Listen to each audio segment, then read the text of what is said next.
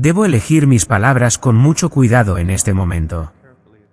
A veces, lo más sabio que un predicador puede hacer es ser muy cauteloso.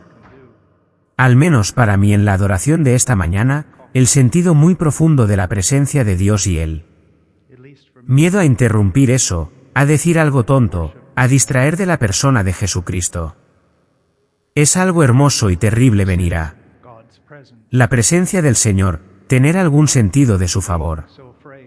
Y aunque estamos en un horario y tenemos ciertos temas sobre los cuales debemos hablar, debo admitir que mi conciencia será manchada si sigo el curso y predico sobre lo que sé. Suponía que debía predicar esta mañana. Debo dirigir su atención a otro lugar. Estamos hablando sobre la inerrancia, la absoluta esencialidad de las Escrituras. Y las Escrituras en sí mismas son la palabra de Dios. Pero cuando hablamos de los ataques contra las Escrituras, debes entender que hay algo mucho más grande en juego que incluso las propias Escrituras. Y eso es lo que sabemos sobre la persona de nuestro Señor y Salvador Jesucristo. Verás, es importante que nos aferremos a una interpretación literal del Génesis 1 al 3 porque esto nos dice todo sobre nuestros orígenes y por qué somos lo que somos. Pero hay algo mucho más importante que el Génesis 1 al 3, y eso es el capítulo 5 de Romanos. Verás, si el Génesis 1 al 3 no se toma de manera literal, entonces no tenemos cruz. No tenemos Salvador. Porque todo lo que sabemos sobre lo que Cristo hizo por nosotros en la cruz se basa en lo que sabemos sobre Dios y Él. Hombre, desde el Génesis 1 al 3. Otra cosa que debes entender, debemos aferrarnos a la inerrancia de la Escritura. No simplemente porque nos enseña cómo podríamos vivir en la bendición de Dios, sino, más importante aún, nos enseña cómo podríamos glorificar a nuestro Señor y Salvador Jesucristo. Cada ataque a la Escritura es, en primer lugar, un ataque a nuestro Señor y Salvador Jesucristo. Cada momento que tú y yo descuidamos la Escritura, y lo haces. Muchos de ustedes están sentados aquí hoy, pero su Biblia puede pasar una semana sin ser abierta. Cada descuido de la Escritura es más que eso. Es un descuido de nuestro Señor y Salvador, Jesucristo. Verás, realmente se trata de Él. Mis lealtades son muy estrechas. No soy un hombre religioso. No tendría nada que ver con todo esto, excepto por su persona, excepto por Él. Todo se trata de Él. Y así defendemos ciertas cosas, no simplemente porque queremos ser cruzados o queremos parecer piadosos. Se trata de Él. Es lealtad a Él. Se trata de Jesucristo. Todo es para Él o es contra Él. Se trata de Jesús. Y es sobre Jesús que voy a hablar esta mañana. Y sobre ti. Se aquí oye el sonido de mi voz. Algunos de ustedes, si Cristo regresara, se partirían el infierno de par en par. No conoces al Señor. Y sé que hay otros de ustedes que conocen al Señor, pero necesitan verlo. Necesitan conocerlo en mayores profundidades. Y nuevamente, volviendo a las Escrituras, de eso se trata. Proclamamos a Jesús a través de las Escrituras porque es solo captando esa visión de Cristo que realmente puede ser transformado. El cristianismo no es principalmente una religión ética o moral. De hecho, el cristianismo comienza su declive cuando pasa de estar centrado en Jesucristo a alguna forma de moralismo. Cristianismo no se trata de ser una buena persona. No se trata de seguir un conjunto de reglas. No se trata de una moralidad arcaica. El cristianismo se trata de Jesucristo. Conocerlo, conocer su voluntad y someterse a Él. Aprendí eso, incluso antes de ser cristiano. Porque el joven que vino a mí me testificó, cuando comenzó a hablar sobre él. Cristianismo, le dije, no quiero nada que ver con el cristianismo. Parte de mi familia es católica. Otra parte de mi familia es evangélica. Me importa un bledo tu iglesia. Esto es lo que él me dijo. Una de las primeras cosas que escuché sobre el cristianismo, dijo, no estoy hablando de una iglesia. Estoy hablando de una persona en la historia. Jesús de Nazaret, y debes decidir quién es Él. Cuanto más sé quién es Él, más sé lo que ha hecho, más todo lo demás cae en su lugar. Un vistazo de Cristo. Un vistazo de Cristo es suficiente para motivarte. Si tu corazón ha sido regenerado, es suficiente para motivarte a través de una eternidad entera para crear piedad y amor y devoción. Es un vistazo a Él. Solo a Él. Pero al vislumbrar a Él, también debemos vernos a nosotros mismos. Y al vernos a nosotros mismos, ver a Dios. Y ver lo que Dios ha hecho por personas, gente como nosotros. Y de eso quiero hablar esta mañana.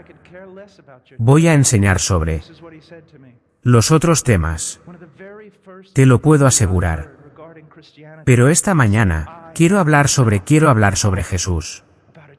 Porque estos hombres que están aquí, la predicación anoche, la erudición que había allí, la inteligencia y la piedad y todo eso. Eso no es un fin en sí mismo. El predicador predicó lo que predicó anoche debido a Jesús. Porque realmente se trata de Él. Todas estas cosas son importantes. Hay tanta tontería. Tontería y falsa espiritualidad. El cristianismo en Estados Unidos e incluso aquí y en todo el mundo se ha convertido en algo así como un circo de 3 pistas. La única forma en que puede sanarse es que volvamos a querer una sola cosa y esa es Cristo. Pero sabiendo que no podemos tener parte con Cristo si descuidamos su palabra. ¿Cuántas veces lo dijo? Así que abramos nuestras Biblias en Romanos capítulo 3. Quiero que veas la grandeza de Cristo. Quiero que veas la grandeza de Cristo. Y quiero que veas cómo puedes mirar sobre la Escritura innumerables veces. Y un predicador puede incluso predicar la Escritura, y sin embargo, al mismo tiempo no predicar las Escrituras, no abrirlas. Abrámoslas con la gracia de Dios y veamos algo de Cristo. Comencemos en un versículo que fue uno de los primeros versículos que probablemente alguno de ustedes memorizó. Romanos 3:23. Porque todos han pecado y están privados de la gloria de Dios. ¿Eso te asusta? Debería. Pero en su mayor parte, en el evangelicalismo de hoy, no puede asustar a nadie. ¿Por qué? Porque no tenemos idea de la pecaminosidad del pecado. Como solían decir los puritanos. La pecaminosidad del pecado. La perversión malvada del pecado. El pecado hoy es algo que se usa para vender todo, desde llantas de camión hasta cosméticos. Nos reímos del pecado, contamos chistes sobre él. Pecado. Podemos beber iniquidad como si fuera agua. ¿Y por qué? Te diré por qué. ¿Realmente quieres saber por qué? Debido a los predicadores. Esa es la razón. Esa es la razón por la que podemos tomar el pecado a la ligera debido a los predicadores. Y dices, ¿cómo puedes decir eso? La única forma en que puedes ver la oscuridad del pecado es a la luz de tu conocimiento de los atributos de Dios. Y a veces preguntaré a jóvenes que se han graduado de la universidad bíblica o del seminario, Diré, antes de ir a la universidad bíblica y te sentaste bajo la predicación, ¿cuántos años estuviste? ¿Bajo una serie de predicaciones sobre los atributos de Dios? Y dicen, bueno, no sé de qué estás hablando.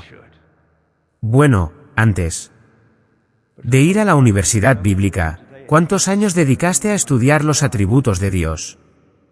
¿Quién es Dios? Dijeron, bueno, no hice eso. Pero cuando fuiste a la universidad bíblica, ¿cuántos de esos 4 años se dedicaron a estudiar los atributos de Dios? ¿Quién es Dios? Y dijeron, bueno, tuvimos una clase de teología sistemática durante un semestre, y en eso creo que pasamos 2 semanas en los atributos de Dios. Cuando fuiste al seminario y obtuviste tu maestría, ¿cuántos años estudiaste los atributos de Dios? ¿Quién es Dios? Dicen lo mismo. Bueno, tuve una clase de teología sistemática durante 2 semestres, y durante aproximadamente 4 semanas estudiamos los atributos de Dios. ¿Cómo? Predicador, ¿cuánto tiempo has dedicado a predicar, proclamar quién es Dios? Y la mayoría de los hombres me responden que nunca han hecho una serie enseñando o predicando sobre los atributos de Dios, o a lo largo de sus sermones no ves verdades entretejidas sobre Dios. Si tuviera que repartir una hoja de papel ahora mismo y decir que escribas en ese papel simplemente los atributos clásicos, históricos y bíblicos de Dios y me des una línea para describir qué son, la mayoría de las personas no podrían. Ahora, ¿sabes por qué no tememos al pecado? Porque no conocemos a Dios. Piénsalo. En toda nuestra predicación, en toda nuestra enseñanza, en todo el circo que es el evangelicalismo, ¿cuántas personas realmente conocen quién es Dios? A veces tengo gente que me llama y me dice, queremos que vengas a enseñar sobre los atributos de Dios. Y digo, bueno hermano, ¿estás seguro? Y dicen, bueno, por supuesto que estamos seguros. Dije, no. ¿Estás seguro? Quiero decir, esto podría dividir tu iglesia. Iván, ¿a qué te refieres podría dividir nuestra iglesia? Dije, si vengo allí y simplemente enseño la visión clásica cristiana ortodoxa de Dios, vas a tener gente que vendrá a ti después del servicio y dirá, nunca podría amar a un Dios así. Ese no es mi Dios. Mi pueblo perece por falta de conocimiento. Los hombres ricos no deben jactarse de su riqueza. No los hombres fuertes en su fuerza. Y ni siquiera los hombres sabios en su sabiduría se supone que deben jactarse. El que se jacta debe jactarse de esto. Yahvé dice que Él me conoce. No tenemos miedo de Dios porque no conocemos a Dios. No tenemos idea de la perversión de nuestro pecado. Algunos de ustedes se irán de aquí y se unirán nuevamente a su vida. Y se regodearán en inmoralidades y perversiones retorcidas. Y van a ir a la iglesia el domingo, y sus corazones no estarán afligidos porque no conocen a Dios. Y no pueden ver realmente su necesidad de Cristo o cuán precioso es porque no conocen a Dios. ¿Por qué es tan pecaminoso el pecado? Bueno, pregúntate esto. No puede ser solo el acto en sí. Todo lo que Adán y Eva hicieron fue morder una fruta. Y. Sin embargo, envió todo el cosmos, todo el universo, todo lo que conocemos que ha sido creado de alguna manera ha sido destrozado, torcido, desubicado, pervertido a través de una mordida de una fruta. ¿Cómo podría ese pecado ser tan malvado que resultara en todo lo que ha sucedido? Cada muerte, cada guerra, cada aborto espontáneo, todo lo que ha ocurrido mal es el resultado de eso. Lo que lo hizo tan malvado es debido a aquel contra quien se cometió. Un Dios de Gloria infinita, un Dios de valor infinito. De modo que cualquier crimen contra Él es un crimen más allá de la descripción. No puedes saber eso. Joven, cuando te regodeas en tu inmoralidad el sábado por la noche, no puedes conocer el mal de eso porque no conoces la gloria de aquel contra quien estás cometiendo pecado. ¿Ves eso? Conocerlo. Ese es nuestro trabajo como predicadores. Whitefield fue preguntado, ¿por qué están las iglesias en Nueva Inglaterra tan muertas? Y él dijo, porque los predicadores en Nueva Inglaterra están tan muertos. Esta es nuestra tarea, hombres. Este es nuestro trabajo. Esta es nuestra magnífica obsesión. Es pasar nuestras vidas, gran parte de nuestras vidas solos con caminar con Él. Conocerlo. Cuando fui llamado por primera vez al ministerio, me senté bajo un predicador que nunca conocí a otro hombre como él hasta el día de hoy, caminaba con Dios. Y nunca olvidaré lo primero que me dijo. Dijo, muchacho, ¿puedes estar solo?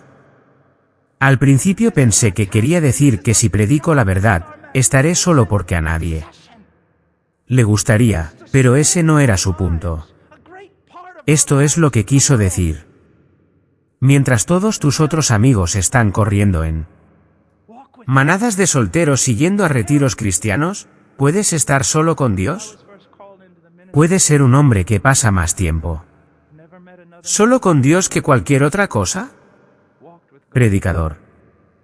He visto a predicadores hacer exposiciones limpias y aún así perder por completo el punto de lo que debería decirse. Predicador, es tu trabajo estar solo con Dios en la palabra y con oración. Ir a un lugar con Dios donde tu esposa no puede seguirte, donde nadie más tiene permitido. Estás allí solo ante el Todopoderoso. Porque predicar es más que solo precisión. Es caminar con Dios y luego decirle a la gente lo que deben escuchar de Dios. Es vivir a veces en pastos verdes con Él. Es vivir a veces como quien se arrodilla ante un tornado F5. Es habitar con Él para que puedas decirle a la gente quién es Él. Y cuando te miren a los ojos, saben que tú sabes. La única forma en que podemos conocer la belleza del Calvario, el terror del Calvario es conocer la profundidad del pecado. Y la única forma verdadera de conocer la pecaminosidad del pecado es conocer la santidad de Dios. Todos han pecado. Ponerlo en perspectiva adecuada, míralo de esta manera. En los días de la creación, Dios ordenó a las estrellas que podrían tragarse nuestro sol. Les ordenó a todas que se pusieran en ciertos lugares, y todas se inclinaron y adoraron. Dios ordenó a los planetas que se movieran en ciertos círculos, y todos gritaron, amén. Dios dijo a las montañas que se levantaran y obedecieron. Les dijo a los valles que se arrojaran y adoraron. Le dijo al mar, llegarás a este punto y no irás más lejos. Y el mar adoró. Y Dios te mira y dice, ven y tú dices, no. Por esa razón el día del juicio, incluso la creación se levantará y aplaudirá a Dios cuando Él libere a la tierra de ti. Todos han pecado y están privados de la gloria de Dios. Es asombroso si estudias algo sobre la historia de la interpretación. Si miras este texto en particular, lo que los predicadores modernos han hecho con este texto ha quedado corto de la gloria de Dios. ¿Qué significa eso? Bueno, hoy significa que Dios tiene un plan maravilloso para tu vida, y simplemente se retuerce de ansiedad cuando no encuentras realización en tu vida. Todo se trata de ti. Tu pecado ha llevado a que no puedas realizar algún propósito. Magnífico. Eso no es lo que significa este texto. Está ahí, pero te aseguro, es secundario. ¿De qué trata este texto? Has quedado corto de la gloria de Dios. Fuiste hecho para Dios. Fuiste hecho para Él. Fuiste hecho para su gloria. Cuando tenía más tiempo en mi vida, hacía arcos para cazar. Y eran buenos arcos. Podría derribar un animal grande, un oso, un ciervo, con un arco que hice. Pero no podrías tocar música en él. De la misma manera que no puedes cazar un oso. Con una guitarra. Las cosas están hechas para un propósito y se convierten en no importa cuán exquisitamente hechas estén, si se las saca de su propósito y se pone otro propósito en su lugar, no funcionan. Fuiste hecho para Dios. No. Fuiste hecho para ti. No fuiste hecho para tu mejor vida ahora. No fuiste hecho para alguna autorrealización. Fuiste hecho para Cristo, solo para Cristo. Fuiste hecho para descubrirlo, conocerlo, encontrar su voluntad y obedecerla con todo tu corazón. Y solo en eso puedes ser verdaderamente humano. Fuiste hecho para Él. Porque todos han pecado y están privados de la gloria de Dios. Jóvenes, escúchenme. ¿No saben? ¿No han oído quién es este Dios? Que Él es omnisciente. Que conoce tu ocultamiento. Está contigo en la oscuridad como si fuera la luz del día. Ve tu pecado en tu religión fingida, ve a través del manto que vela quién eres realmente ante todos los demás, y te conoce. Y viene por ti para cazarte, ya sea para bien o para juicio. Escucha y comprende y tiembla en tu pecado. Todos han pecado y están privados de la gloria de Dios. ¿Y qué significa eso? Escúchame. ¿Quieres escuchar la cosa más aterradora que nos enseñan las Escrituras? Quiero decir, la verdad más absolutamente aterradora que encontramos en las Escrituras. ¿Estás listo para ello? Aquí está. Dios es bueno. Y dices, ¿qué tiene de aterrador eso? Tú no eres bueno.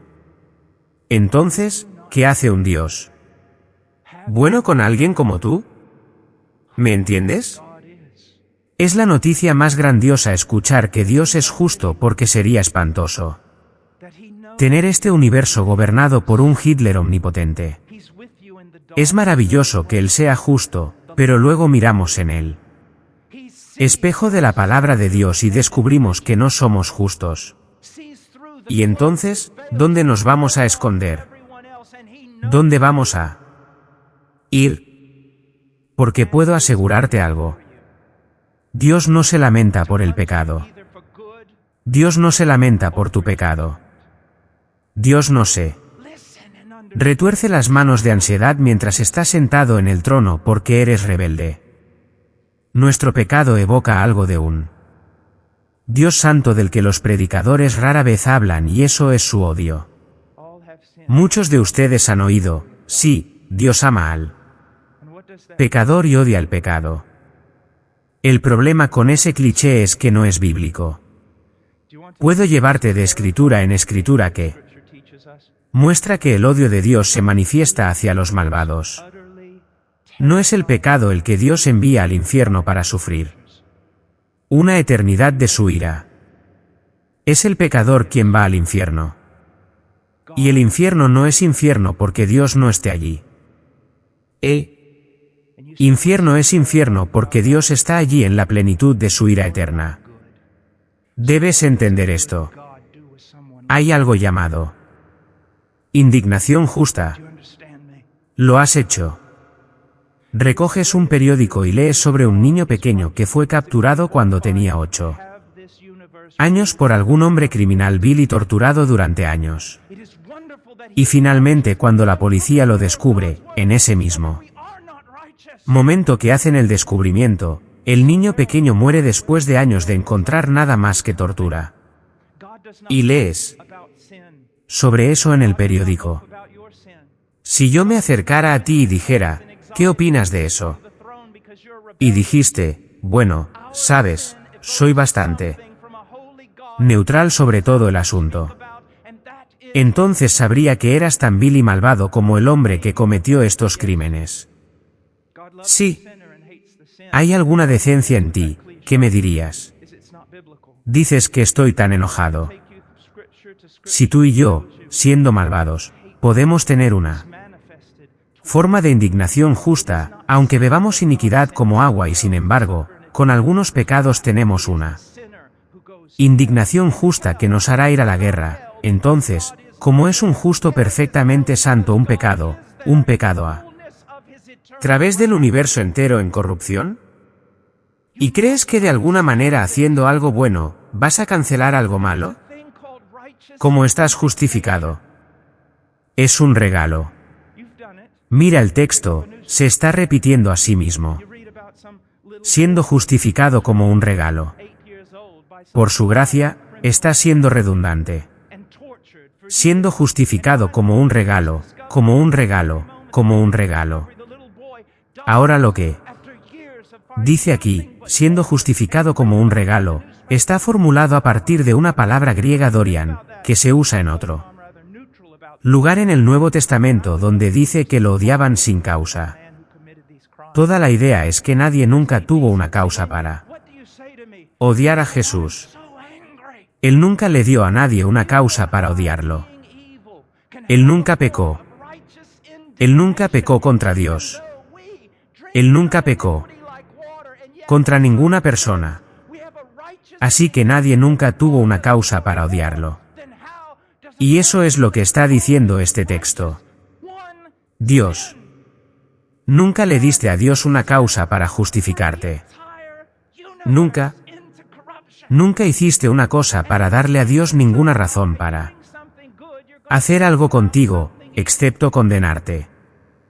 Así que Él te justificó no por ti, si eres cristiano, sino Él te justificó a pesar de ti, a pésido de ti. Ahora, aquí está el problema. Acabamos de encontrar el mayor problema en todas las Escrituras. Y si no entiendes este problema, no entiendes el Evangelio. Ahora, anótalo. Si eres una persona que toma notas, saca tu pluma, aquí está lo que necesitas entender. El corazón del Evangelio de Jesucristo es esto. Si Dios es justo, Él no puede perdonarte. Y el mayor problema en toda la Escritura es la idea del perdón. ¿Sabías eso? ¿Alguien te ha dicho alguna vez que de eso se trata el Evangelio? Si Dios es justo, Él no puede perdonar. Dices, ¿por qué no? Bueno, permíteme usar una ilustración humana. Digamos que llegas a casa y descubres que un asesino ha matado a toda tu familia. Y cuando entras por la puerta, lo ves con sangre en sus manos estrangulando la vida de tu hijo menor. Te lanzas a través de la habitación, agarras al hombre, lo derribas al suelo, contienes tu ira y lo atas y llamas a la policía. Y luego la policía lleva a este hombre a la cárcel. Y luego es un pueblo pequeño donde vives, por lo que el tribunal se reúne un día mientras el juez se sienta en su asiento para pronunciar una sentencia. Y todos en el pueblo están en esa sala de tribunal. Y el juez dice esto: soy un juez muy amoroso. Abundo en bondad amorosa, y soy lento para la ira. Estoy lleno de misericordia, y por lo tanto, te justifico. Te perdono. Eres libre de irte. ¿Cuál será tu respuesta? ¿Adorarás? ¿Estarás lleno de alegría? No, te diré cuál será tu respuesta. Estarás lleno de indignación justa.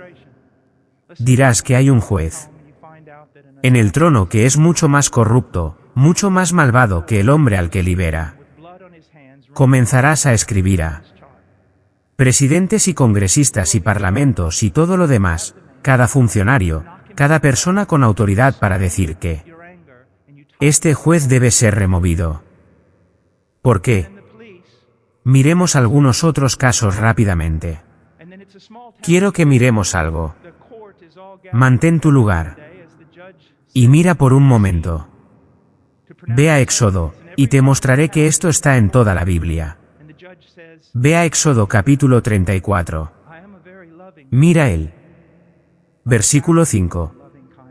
El Señor descendió en la nube y se paró allí con él mientras él invocaba el nombre del Señor. Ahora, esto es una autorrevelación de Dios.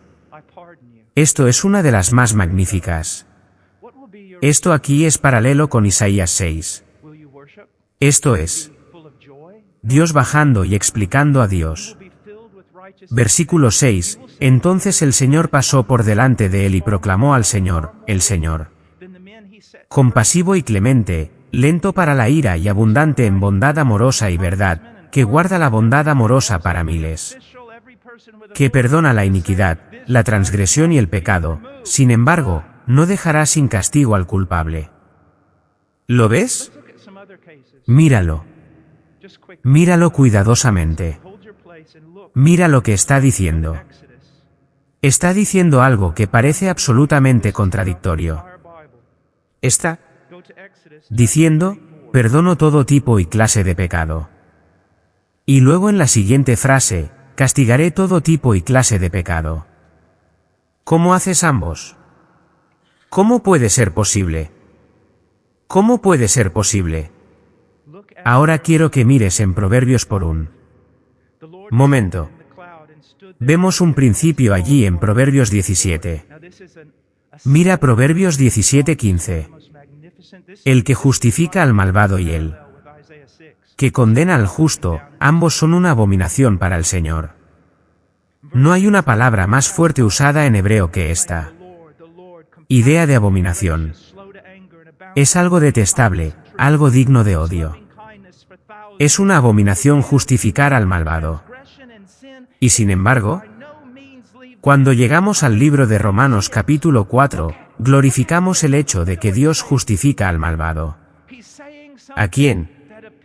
Nuestro versículo, en el capítulo 3 de Romanos, Dios justifica al malvado y sin embargo las Escrituras dicen que es una abominación justificar al malvado.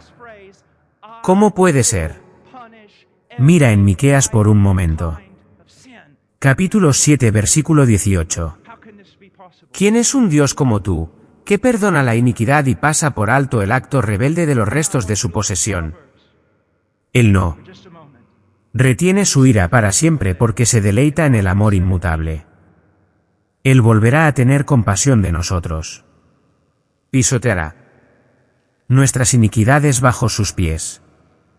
Sí. Lanzará todos sus pecados a las profundidades del mar.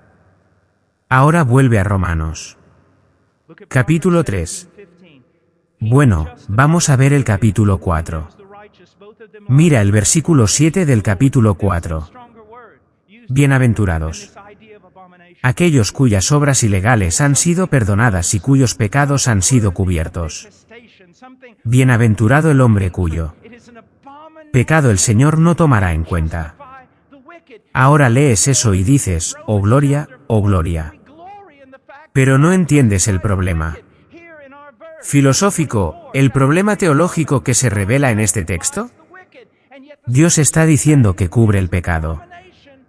¿Qué decimos de un juez que barre el pecado bajo la alfombra?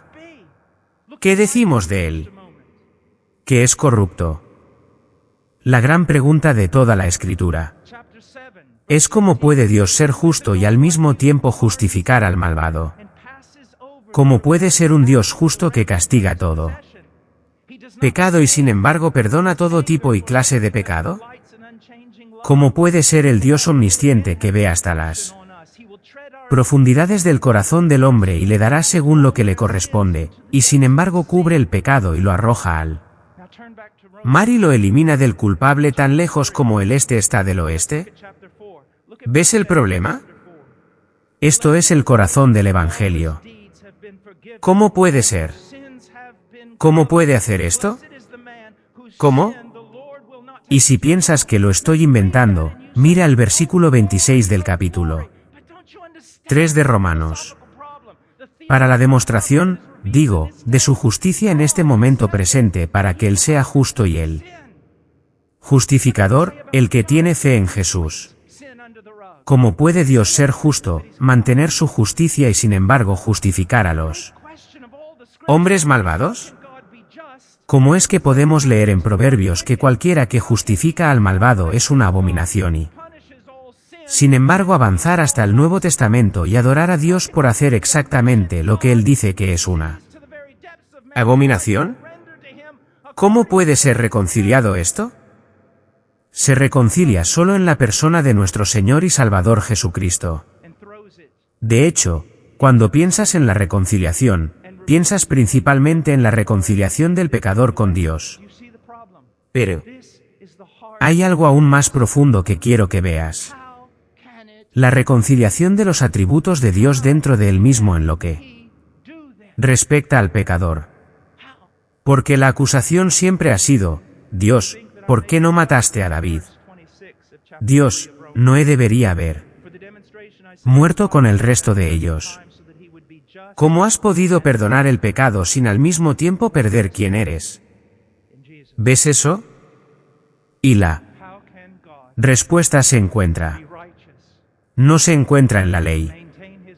No se encuentra en nuestra moralidad. No se encuentra en nuestra ética. Se encuentra en una persona, nuestro Señor y Salvador, Jesucristo. Ahora quiero que mires un poco más allá. Dice que está justificado como un regalo por su gracia a través de la redención, que está en Cristo Jesús, a quien Dios mostró públicamente como propiciación en su sangre. Dos palabras, redención y propiciación. Siempre que estoy en una conferencia y un joven corre hacia mí y dice que ha escuchado un sermón sobre misiones, y corre hacia mí y dice, voy a ir al campo misionero. Le haré esta pregunta. ¿Puedes explicarme la propiciación? ¿Qué? ¿Puedes explicarme la propiciación? No, Señor. Entonces te ruego, por favor no vayas al campo misionero. Por favor no vayas al campo misionero. Redención y propiciación. En primer lugar, te haría bien a veces leer a hombres viejos porque encontrarás algo. Los puritanos, varios de ellos en realidad, dirían que hay algunas palabras en las Escrituras que no deberíamos pronunciar excepto con un labio tembloroso. Y después permanecer en silencio. Estas son dos de esas palabras. Redención. ¿Redención? ¿Qué es? Es comprar de vuelta a un esclavo o un cautivo o un prisionero pagando un precio. ¿Sabes? Que estaba viendo un vídeo hace un tiempo que alguien había hecho. Era una recreación, y estaba muy bien hecha, pero teológicamente era incorrecta, terriblemente incorrecta. Viste a un prisionero encadenado a una pared, sufriendo horriblemente. Y luego de repente ves una sombra acercándose a él. Y puedes ver que la sombra se refleja en la pared. Pero hay una persona real acercándose a él con un látigo. Y luego, justo antes de que caiga el látigo, ves a alguien que supongo que iba a representar a Jesucristo, quien se para frente al prisionero y el látigo cae.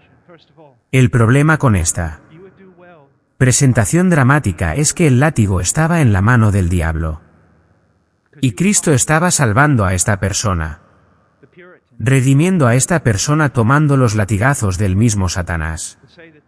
Y eso es tan incorrecto como puede ser.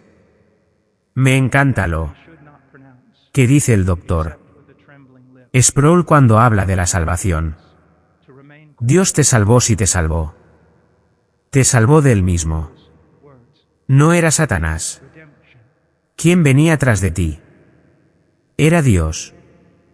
Y esto es lo que algunos de ustedes necesitan entender. Dios es justo. Y no solo has declarado la guerra a Dios por tu propio pecado, sino que debes saber esto, pecador, Dios ha declarado la guerra contra ti. Y aunque arrojes tus armas ahora mismo, eso no significa que Él haya arrojado las suyas. Antes de que Dios pueda arrojar sus armas de guerra contra el pecador, algo debe hacer la paz. Y eso es lo que Jesucristo hizo a través de su cruz. Él nos redimió pagando un precio, no al diablo como algunos padres de la iglesia primitiva pensaban, no al diablo, sino a la justicia ofendida y la justicia de Dios. He escuchado a algunos predicadores decir, he escuchado a evangelistas decir esto, si tuviera un centavo por cada vez que los he escuchado decir esto, en lugar de ser justo contigo, Dios fue amoroso. Y pienso para mí mismo, esta es la razón por la que deberían enseñar lógica en la escuela secundaria. ¿No te das cuenta de lo que estás diciendo, que el amor de Dios es injusto? ¿El amor de Dios va a negar su justicia para mostrarte afecto? ¿Afecto? Absolutamente no. Dios debe ser justo incluso al mostrar su amor. Debe serlo. ¿Qué es? Y eso es un Dios perfecto. Cuando hablamos de las perfecciones de Dios, no solo estamos hablando teológicamente sobre el hecho de que Él no tiene pecado, sino que estamos hablando de que todos sus atributos existen juntos en perfecta armonía, sin confusión, sin que uno se imponga sobre el otro. Dios es amoroso. Dios es justo. Y Él no negará su justicia incluso en nombre del amor. Porque si lo hiciera, su amor ya no sería justo y Dios ya no sería Dios. ¿Para qué? Dios sea justo y aún así perdone tus pecados tuvieron que ser pagados. Para que la ira de Dios contra ti sea aplacada, su justicia y las demandas de su justicia tuvieron que ser satisfechas. Y eso ocurrió en la persona de Jesucristo cuando se ofreció a sí mismo como propiciación. Ahora vamos a mirar esto por un momento. Nos estamos quedando sin tiempo, pero vamos a mirar esto. Jesús está en la cruz y clama, Dios mío, ¿por qué me has abandonado? No puedo creer lo que he escuchado en sermones evangelísticos con respecto a esto, que Dios ya no podía soportar mirar a su propio Hijo mientras sufría a manos de los romanos. ¿Dios carecía de la fortaleza moral para ver sufrir a su Hijo? ¿Ese era el problema? No, no era el problema. Eso no es porque se apartó. No se apartó por compasión o piedad.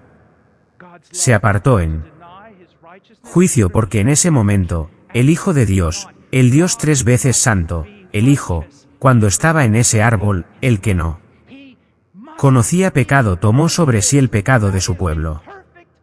¿Sabes esos pequeños folletos que ves todo el tiempo donde Dios es santo y el hombre es pecador y hay una separación entre los dos? ¿Cómo crees que se cierra esa separación? Debería ser abandonado por Dios a través de toda la eternidad en el infierno. Y para cerrar esa brecha, el Hijo de Dios colgó en ese árbol, abandonado por Dios porque llevó tu inmundicia. Y para algunos de ustedes, la misma inmundicia en la que se regodearán cuando salgan de esta conferencia es la misma inmundicia que Él llevó en ese árbol y sufrió lo que sufrió en tu lugar. Él llevó nuestro pecado.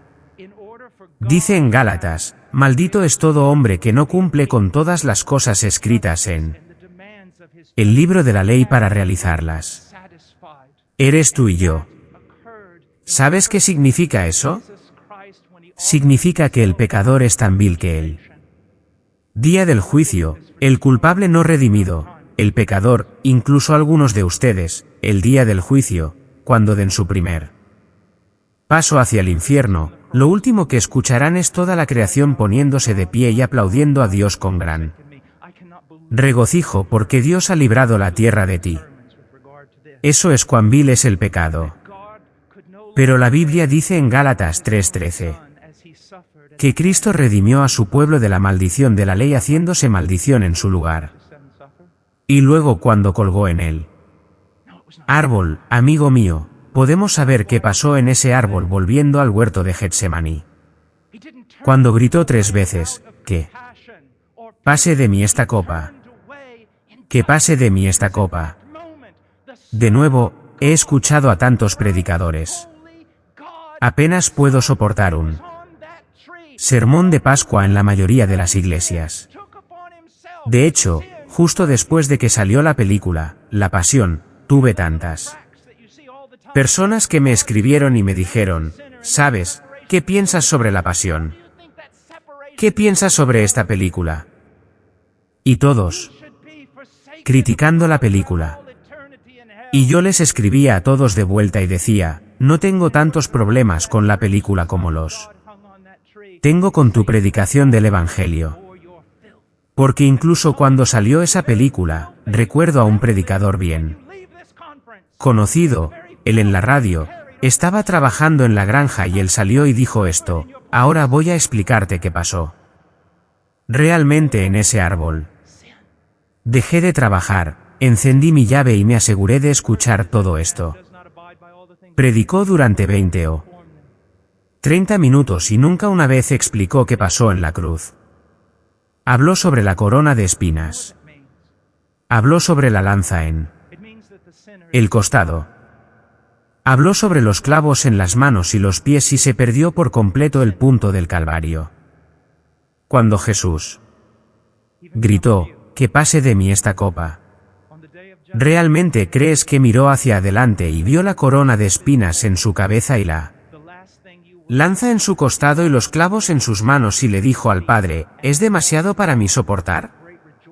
Eso es absurdo y puedo demostrarlo porque después de la ascensión de Cristo, durante los siguientes 3 siglos, innumerables seguidores de Jesucristo fueron a cruces romanas y no solo colgaron allí, sino que fueron quemados vivos en la hoguera.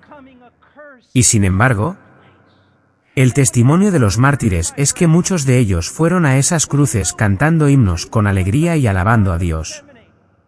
¿Vas a decirme que los seguidores del Mesías son más valientes que el Mesías mismo? No. Recuerdo una vez enseñando en una escuela verdaderamente cristiana. Y entré y el director me miró y dijo, hermano Washer, gracias por venir. Dije, bueno, voy a predicar hoy en la capilla. ¿Quién va a estar en la capilla? Y dijeron, bueno, todos desde el jardín de infantes hasta el 12º grado. Dije, bueno, eso hace que sea un poco difícil. Dijo, no te preocupes. ¿Sobre qué ibas a predicar? Dije, voy a predicar sobre la propiciación. No será un problema. Y mientras estoy predicando, dije, la copa. ¿Qué había en la copa? ¿Qué era lo que el hijo temía? Y nunca olvidaré a una niña pequeña de 8 años, levantó la mano y dije, sí, querida. Y en verdadera tradición reformada, se levantó, se sentó al lado de su escritorio así con su pequeña mano en el escritorio y dijo esto, Señor, la ira del Dios Todopoderoso estaba en la copa. La ira del Dios Todopoderoso estaba en la copa. Y si vuelves, Jeremías, Salmos, a lo largo del texto verás que es verdad. No tenía miedo de una lanza en su costado o una corona de espinas en su cabeza o la vergüenza que se acumularía sobre él. Pero esta persona de la Trinidad, el Padre no necesitaba nada. Él tenía al Hijo. El Hijo no necesitaba nada. Él tenía al Padre. El mundo no fue hecho por alguna necesidad en la deidad. Fue hecho por la superabundancia de Dios desbordándose. El Padre siempre se deleitaba en el Hijo y el Hijo siempre se deleitaba en el Padre. No es como nosotros. Tú y yo no podemos entender. ¿Nacimos separados de Él incluso en nuestros momentos más íntimos de oración? Parece haber un muro. No sabemos lo que disfrutaron, pero fue tan grande que para el hijo saber que sería arrancado de ese seno de esa manera era demasiado para soportar. Y él cuelga de un árbol y el padre se aparta. Y luego el padre, por tu pecado y por el mío lo aplastó bajo la fuerza total de su santo odio por el pecado.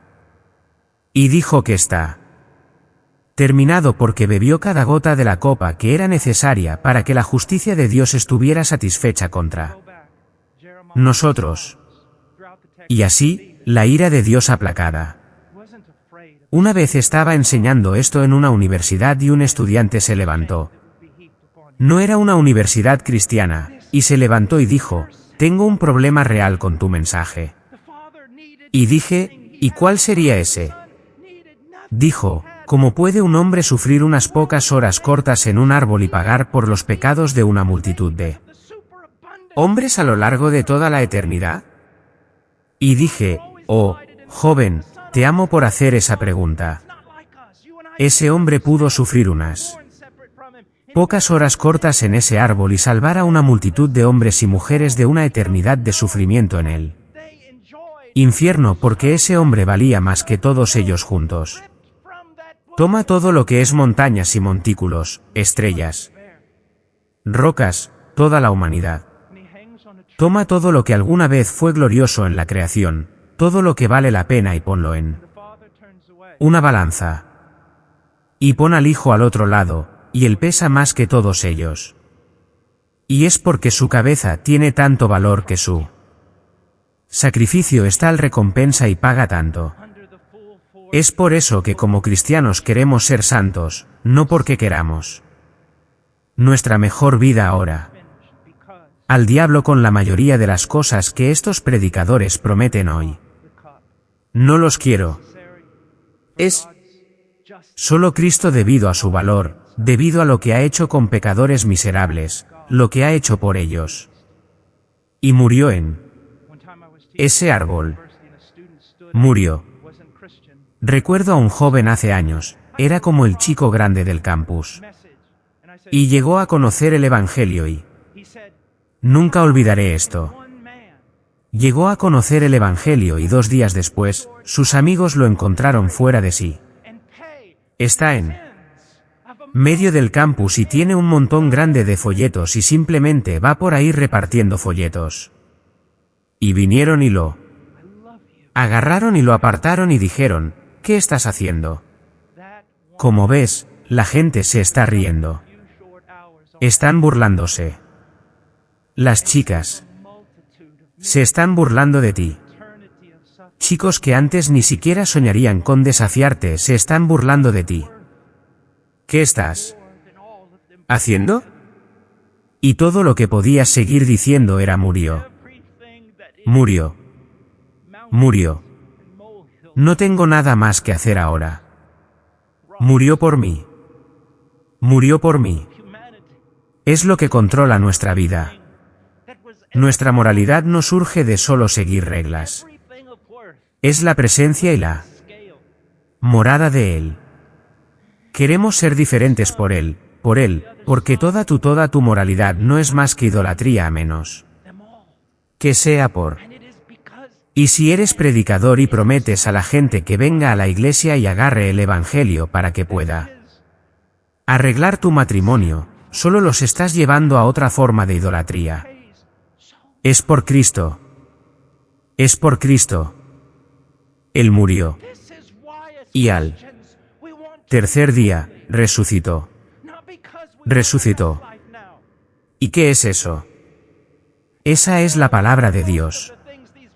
Esa es la declaración de Dios, y es la única que vas a recibir hasta la segunda venida. Es la vindicación de Dios de su Hijo. ¿Ves? Aquí está lo que necesitas entender. Cuando el Hijo murió en el Calvario, vindicó al Padre. Y cuando el Padre resucitó al Hijo de la tumba, Él vindicó al Hijo. Y dices, ¿qué quieres decir? Mírame realmente rápido. Mira en el versículo 25. Por quien Dios lo mostró públicamente como una propiciación en su sangre a través de la fe. Ahora, ¿por qué hizo Dios esto? ¿Por qué? Simplemente demostrar o exhibir, o como solía decir Martyn Lloyd-Jones, ¿por qué hizo un cartel de su hijo en una cruz? Versículo 25. Esto fue para demostrar su justicia, porque en la paciencia de Dios, pasó por alto los pecados previamente cometidos. Para la demostración, digo, de su justicia en este momento presente. ¿De qué está hablando esto? ¿Alguna vez te has tomado el tiempo para entender esto? Porque Martyn Lloyd-Jones, Charles Spurgeon, y muchos otros se refirieron a esto como la acrópolis de la fe cristiana. Que si yo he escuchado a grandes teólogos decir, si tuviera que perder toda la Biblia y pudiera mantener solo una parte, esta es la parte que guardaría. ¿Qué significa? Se remonta a esto. A lo largo de todos los tratos de Dios con los hombres, casi parece como si Dios no fuera justo. ¿Y qué quiero decir? Satanás se rebeló contra Dios y hubo justicia perfecta. No se tuvo que responder ninguna pregunta filosófica. Él se rebeló contra Dios y hubo justicia perfecta. El hombre se rebeló contra Dios en el jardín y hubo misericordia. Y ahí es donde comienza el problema teológico. Adán debería haber muerto sin la esperanza de una promesa. Y sin embargo, Génesis 3:15, el protoevangelio es la primera promesa del evangelio. Y luego Noé, ¿puedes imaginar a Satanás ese día? Dios, ¿dónde está tu justicia? Noé debería morir. Oh, ¿y Abraham? Él es tu amigo. Lo llamas amigo. No te creyó esa vez con Agar. Mintió respecto a su esposa. Y lo llamas amigo. ¿Dónde está la justicia de Dios? Oh, y David, un hombre, según tu propio corazón, es un asesino y un adúltero. Y Israel, tu pueblo, me adoraron a mí en el desierto, no a ti. ¿Dónde está tu justicia? Hace 2000 años, Dios respondió esa pregunta. Es como si hubiera llamado a Satanás al frente y le hubiera dicho, ¿quieres saber cómo puedo mostrar misericordia a Adán? ¿Quieres saber cómo puedo sacar a Noé del diluvio? ¿Quieres saber cómo puedo llamar a Abraham amigo? ¿Sabes cómo puedo adoptar a David como hijo? ¿Sabes cómo puedo reunir a todas estas personas redimidas desde el pasado hasta el futuro para mí? Mira ahora al árbol, porque allí mi hijo muere por ellos todos. Murió y resucitó de entre los muertos. Ahora tienes que darte cuenta de esto en lo siguiente, que muchos de ustedes exegetas más prístinos probablemente tendrán problemas conmigo en esto, pero estoy más entrenado en los puritanos que en cualquier otra cosa. Y así quiero que mires un texto por un momento y que me acompañes. Ve a Salmos por un momento. Ve a Salmos 24. Este es el Salmo de la Ascensión. Los puritanos hablaron mucho sobre él. Martyn Lloyd, Charles Spurgeon tiene uno de los más poderosos de sus sermones respecto a este texto. ¿Ves? Aquí está el problema. Adán era un hombre y Adán cayó. A Adán se le dio el gobierno sobre este planeta. Todo lo que Adán debía ser, él falló. Pero luego hay otro, Jesús de Nazaret, completamente Dios y sin embargo nunca olvides, completamente hombre y el hombre para nosotros. Hay un mediador entre Dios y los hombres, el hombre Cristo Jesús. Sin negar su deidad de ninguna manera, forma o moda, también debes mirarlo como el hombre de todos los hombres. Nuestro hermano mayor, aquel que es hueso de nuestro hueso y carne de nuestra carne. Él resucitó de entre los muertos. Por el poder del Espíritu Santo, por el poder del Padre, por su propio poder y virtud, Él resucita y asciende al cielo. Y los viejos puritanos solían decir esto: Él llega a las mismísimas puertas de la gloria y grita con una autoridad que ningún hombre tiene. Y dice en el versículo 7, levanta tus cabezas, oh puertas, y levántate, oh puertas antiguas, para que entre el Rey de la Gloria. Y entonces, como dice Spurgeon, los ángeles corren a los parapetos, corren a la muralla y miran hacia abajo y dicen: ¿quién es este? ¿Quién grita a estas puertas? ¿Qué hombre se atrevería a poner sus manos en el pestillo de estas puertas? Versículo 8. ¿Quién es el Rey de la Gloria? Y él responde: el Señor, fuerte y poderoso, el Señor poderoso en batalla. Levanta tus cabezas, oh puertas, y levántalas, oh puertas antiguas, para que entre el Rey de la Gloria. Y por primera vez en todo el tiempo, las puertas se abren de par en par, y ahí, un hombre camina hacia la gloria por su propio mérito, por su propia virtud. El siervo de Yahvé. Y a diferencia de Esther, él no tiene que esperar que el cetro se vuelva hacia él por su propio derecho, por su propia autoridad. Toma el trono al lado de su padre. Está terminado. ¿Ves? Puede ser un hombre salvaje de cierta manera. Puede ser áspero por todos lados. Puedes carecer de tantas cosas. Pero si entiendes esta historia correctamente, te controlará. Te convertirás en un prisionero de ella. Te liberará y te atará. Será la cosa que diga: amo su palabra porque amo a él y cada palabra habla de él. Enseñaré su palabra. Pastores, escúchenme. Debes ser un exegeta, debes ser un expositor, pero quiero que sepas que predicar y pastorear es más que exposición.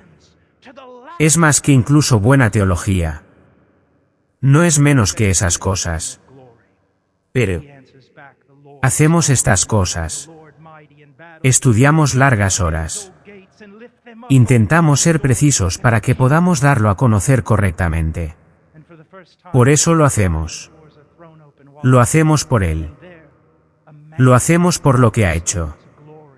Somos hombres sin esperanza. No tenemos nada más que queremos hablar de nada más que de Él. Por eso amo tanto a Charles Spurgeon. Habría reprobado la mayoría de las clases de predicación expositiva. Cada vez que tomaba un texto, era lo mismo. Interpretaría correctamente el texto y haría una línea recta hacia Jesucristo, y eso es predicar correctamente. Todo sobre Él. Predicadores, lo que el mundo necesita. Pastores, no necesitan sueños y visiones. No necesitan tus historias pintorescas. No necesitan ser entretenidos. No necesitan diversión y frivolidad. Hay suficiente de eso en el mundo. Abunda en tonterías. No necesitamos nada del mundo para hacer crecer una iglesia. Todo lo que necesitamos es proclamar a Cristo crucificado y resucitado de entre los muertos. ¿Ves eso? Y si estás aquí hoy y has escuchado este mensaje y el Espíritu de Dios ha golpeado tu corazón, no te diré que ores alguna oración tonta. Te rogaré que te arrepientas de tus pecados y creas el Evangelio. Arrójate sobre Cristo. Nada en mis manos traigo. Simplemente a la cruz me aferro. Corre a Cristo. Confía en Cristo. Cae sobre Cristo. Toma a Cristo como tuyo. Sal de aquí. Ve a algún lugar, vuelve a tu habitación y clama a Dios. Hasta que el Espíritu Santo de Dios te haya otorgado la seguridad de que lo conoces. Algunos de ustedes, todo de lo que iba a predicar se tiró por la puerta esta mañana porque sé que algunos de ustedes juegan tanto con la religión. Especialmente algunos de ustedes jóvenes. Están tan esclavizados a tantas cosas porque nunca han sido liberados por Cristo y toda su actividad religiosa, y su moralidad, y su limpieza de mesas, y todo lo demás, no importa nada ante un Dios santo. Arrójate sobre Cristo esta mañana. Confía en Él como tu Señor y Salvador. Y luego levántate y camina en novedad de vida. Oremos. Padre, gracias por tu palabra. Y oro, Señor, la predicación es tan lamentable. Solo Señor es tú. Querido siervo. John Flavel dijo, oh, luna justa y estrellas, pero más justo Señor Jesús. Oh, flores justas y brotes. Pero oh, justo, justo Señor Jesús. No, le hice mal al decir esto, oh, luna oscura y estrellas, pero hermoso, Señor Jesús. Oh, flores retorcidas y tierra, pero oh, precioso Señor Jesús. Oro, Señor, que Él sea el centro de nuestros corazones, que Él se revele y nos haga cautivos de Él. Lo pido por su bien. En el nombre de Jesús, amén.